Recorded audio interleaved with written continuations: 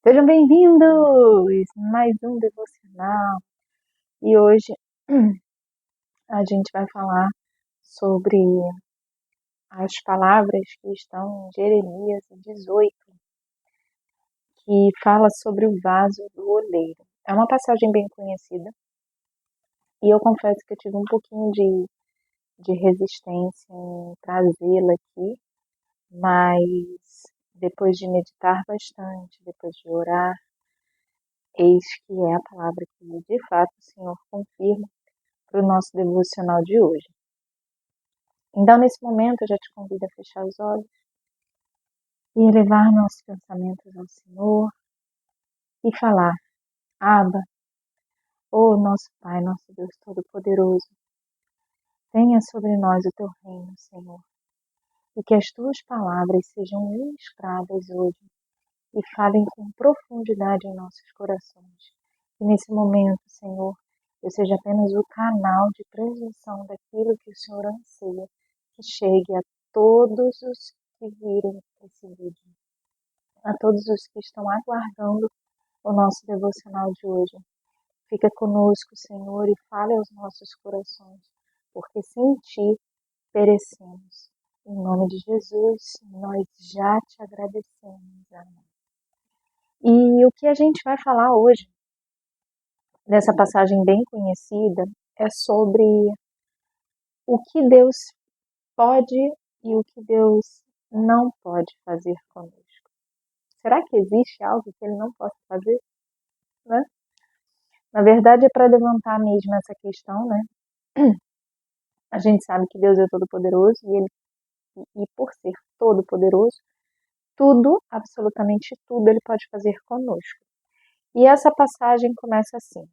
A palavra do Senhor que veio a Jeremias dizendo: Levanta-te e desce à casa do oleiro, e lá te farei ouvir as minhas palavras. E desci à casa do oleiro, e eis que ele estava fazendo a sua obra sobre as rodas. Como o vaso que ele fazia de barro se quebrou na mão do oleiro, tornou a fazer dele outro vaso, conforme o que pareceu bem aos seus olhos fazer. Então veio a mim a palavra do Senhor, dizendo: Não podeis eu fazer de vós como fez este oleiro, ó casa de Israel. Disse o Senhor: Eis que, como o barro na mão do oleiro, assim sois vós na minha mão, ó casa de Israel. No momento em que falar contra uma nação e contra um reino para arrancar e para derribar e para destruir, se a tal nação contra a qual falar se converter da sua maldade, também eu me arrependerei do mal que pensava fazer-lhes. E no momento em que falar de uma gente e um reino para edificar e para plantar, se ela fizer um mal diante de meus olhos, não dando ouvidos à minha voz, então me arrependerei do bem que tinha dito lhe faria. Ora, pois, fala agora aos homens de Judá e aos moradores de Jerusalém, dizendo: Assim diz o Senhor: Eis que estou forjando mal contra vós e, e,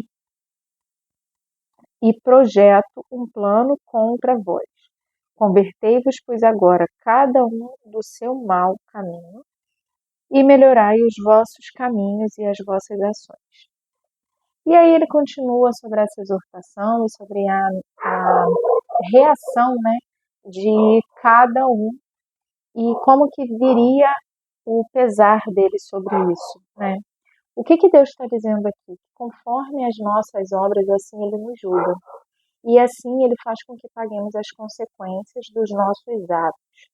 A palavra diz que o Senhor é o único juiz, o único que tem o poder de julgar, o único que tem o poder de penalizar e o poder de abençoar, de fato, de trazer galardão para as nossas vidas. E o que ele está dizendo é que, assim como o oleiro faz o que quer com o barro que está em suas mãos, o Senhor ele vai fazer o que quiser de nós. Só que ele é um Deus de justiça, né? Buscai primeiro o reino de Deus e sua justiça, e as demais coisas vos acrescentará. E quando a gente busca primeiro o reino de Deus e a sua justiça, nós devemos também estar atentos aos nossos atos. Como a palavra também diz que a fé sem obra é morta, que tipo de fé eu estou exercendo e que tipo de obra eu estou produzindo, né? O que que eu estou, o que que eu estou gerando na minha vida? O que que eu estou trazendo para a minha vida? Quais são os frutos das minhas obras? Quais são os frutos da minha mão? Porque é de acordo com esses frutos, é de acordo com a intenção do meu trabalho, e a gente já falou isso aqui em outros encontros, é que o Senhor vai me julgar e vai me abençoar ou me amaldiçoar.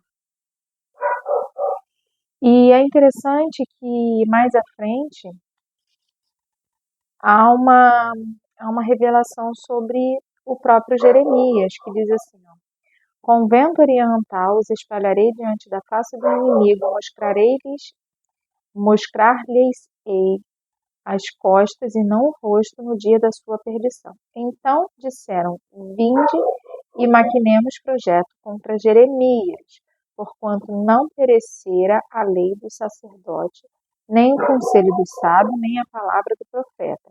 Vinde e firamo-lo com a língua e não escutemos nenhuma de suas palavras. Olha para mim, Senhor, e ouve a voz dos que contendem comigo.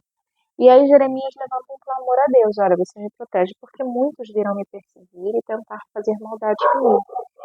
E o Senhor, e no último verso desse capítulo diz assim, 23, mas tu, ó Senhor, sabes todo o seu conselho contra mim para matar-me. Não perdoes as suas maldades, nem apagues os seus pecados de diante da tua face, mas tropecem diante de ti.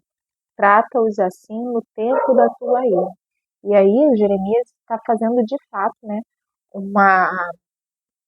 como que diz? Uma invocação para que Deus venha e derrame mal sobre mal, nos dias em que ele estiver perseguido por aqueles que deveriam estar seguindo os mandamentos de Deus e se arrependendo. E o interessante é que se a gente for parar para trazer para o nosso dia a dia, a gente volta em vários momentos da Bíblia, em várias passagens, em vários ensinamentos, e que dizem o seguinte, cuida das suas ações, porque todas elas produzirão frutos. Cuide para continuar na videira, enxertados na videira, para que não seque e seja lançado ao fogo. Thaís, eu não estou entendendo o que você está querendo dizer. Então eu vou ser bem clara e direta. E esse devocional não vai ser longo. Porque a mensagem ela é muito simples, apesar de profunda. Então o que eu estou dizendo? Eu estou dizendo aqui, para que vocês cuidem das suas ações. E toda vez que o Senhor vier com exortação para algum comportamento seu, de imediato se arrependem e mudem a rota. Porque da mesma forma que o oleiro pegou aquele vaso que quebrou-se enquanto ele estava produzindo, e ele produziu um outro vaso da forma como bem lhe parecia, ou seja, do jeito que deu, o que ele pôde fazer para corrigir aquilo, ele fez e virou-se um vaso. Igual ao anterior? Não.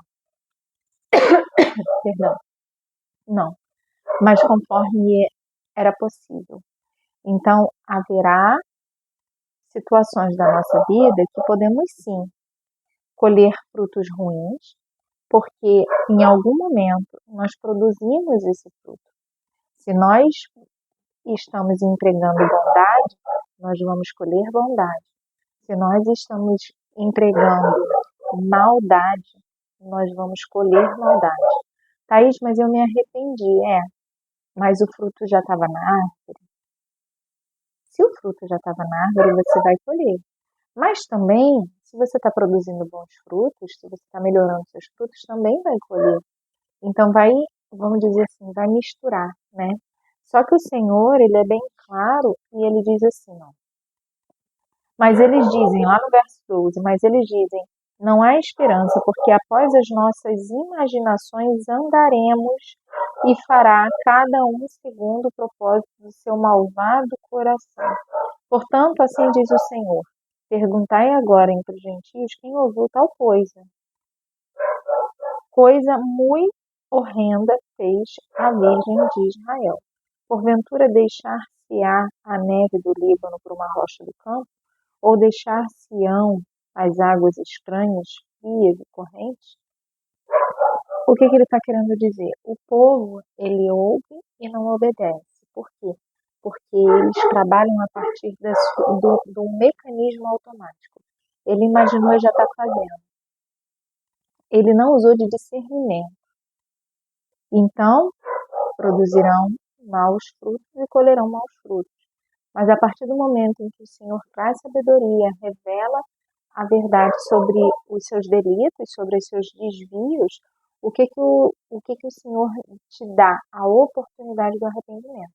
E toda vez que você tem a oportunidade do arrependimento, usufruir e de fato se arrepender e não voltar àquele delito antes, o Senhor também muda a sentença que ele tinha diante de ti, com base nos delitos anteriores. É como se fosse um alívio de pena, né? Quando tem bom comportamento, se a gente for trazer para o momento do agora, né, das leis humanas. Então, é um alívio da pena por bom comportamento. Ele alivia o jugo, mas ele vai fazer o que ele quiser com cada um de nós. E aí vem um grande alerta. O Senhor, ele faz o que ele quer conosco.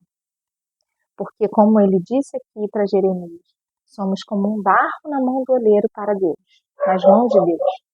E ele molda e ele faz o que ele quiser.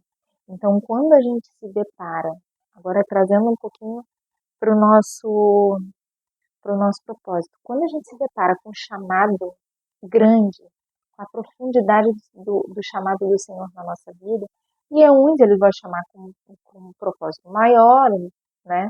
Um cargo, vamos dizer assim, de mais responsabilidades, outros um tanto menos. Às vezes ele vai trazer uma profecia muito grande, muito diferente da realidade atual, e a gente vai ficar, uau, será? É possível? E aí o que eu tenho para dizer para vocês? O Senhor, ele faz o que quer com quem quer. Ele pode tudo.